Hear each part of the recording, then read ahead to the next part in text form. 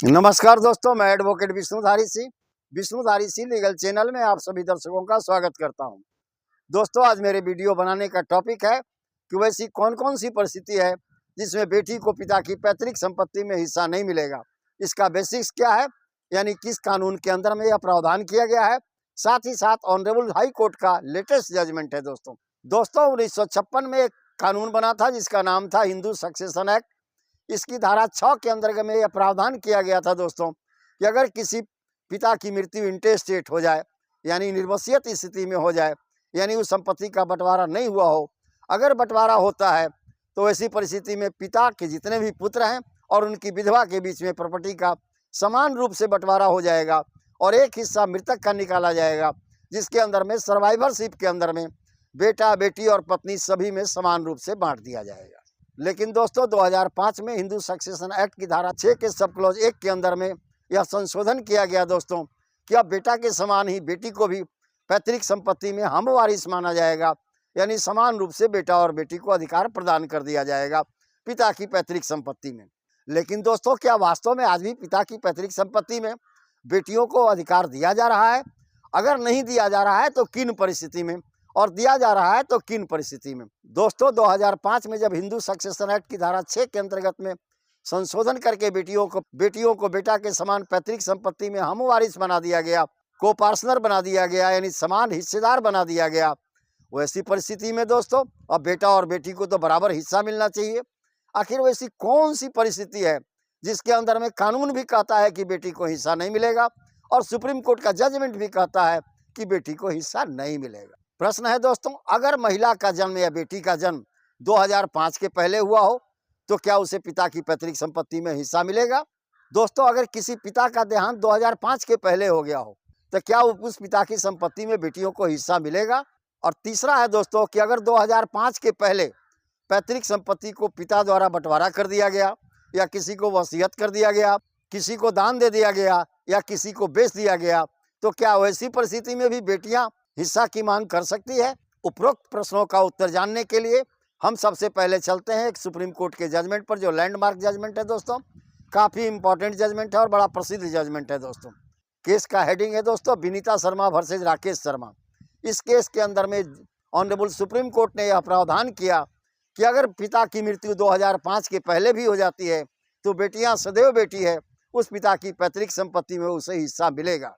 इसी जजमेंट के अंदर में ऑनरेबल सुप्रीम कोर्ट आगे प्रावधान करता, अगर बेटी का जन्म 2005 के पहले भी हुआ हो या 2005 के बाद हुआ हो, बेटी को पिता की पैतृक संपत्ति में हिस्सा मिलेगा, यानी बेटियां सदैव बेटियां होती हैं।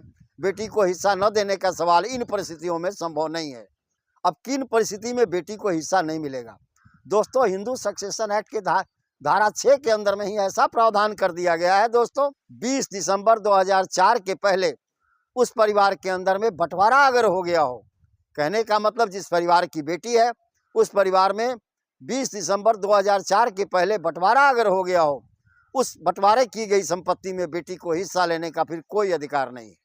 अब आइए इसे हम देखते हैं दोस्तों, ऑनरेबल कर्नाटक हाई कोर्ट का एक लैंडमार्क जजमेंट है, वो कर्नाटक हाई कोर्ट के इस जजमेंट में क्या कहा गया है।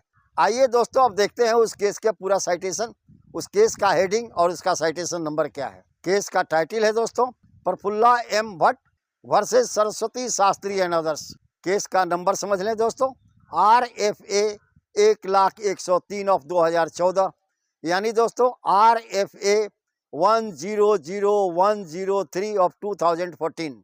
इसका डेट ऑफ जजमेंट है दोस्तों 27 जनवरी 2025, एकदम लेटेस्ट जजमेंट है। उपरोक्त केस के अंदर में दोस्तों थोड़ा हम फैक्ट समझ लेते हैं, उसके बाद हम देखते हैं जजमेंट में ऑनरेबल कर्नाटक हाई कोर्ट ने क्या निर्णय दिया। एक पिता के 2 पुत्र और 2 पुत्रियां थी दोस्तों। पिता अपने जीवन काल में ही पैतृक संपत्ति का बंटवारा 1994 में कर देता है।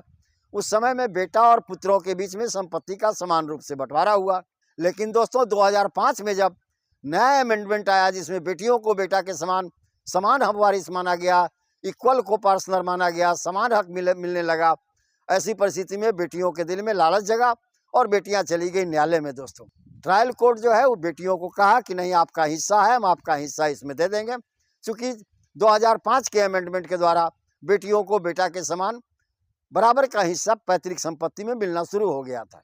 मामला बढ़ते बढ़ते ऑनरेबल कर्नाटक हाई कोर्ट के समक्ष पहुंचा। दोस्तों, कर्नाटक हाई कोर्ट ने सभी बिंदुओं पर विचार करने के बाद यह पाया कि नहीं, हिंदू सक्सेशन एक्ट की धारा 6 का सब क्लोज 2 के अंदर में यह प्रावधान दिया गया है, यह प्रोविजन दिया गया है, अगर 20 दिसंबर 2004 के पहले पिता की पैतृक संपत्ति में बंटवारा हो जाता है, या पिता उस संपत्ति को बेच देता है, या पिता उस संपत्ति को गिफ्ट कर देता है, या पिता उस संपत्ति का वसीयत कर देता है, ऐसी परिस्थिति में बेटियों को उस पिता की पैतृक संपत्ति में कोई हिस्सा नहीं मिलेगा।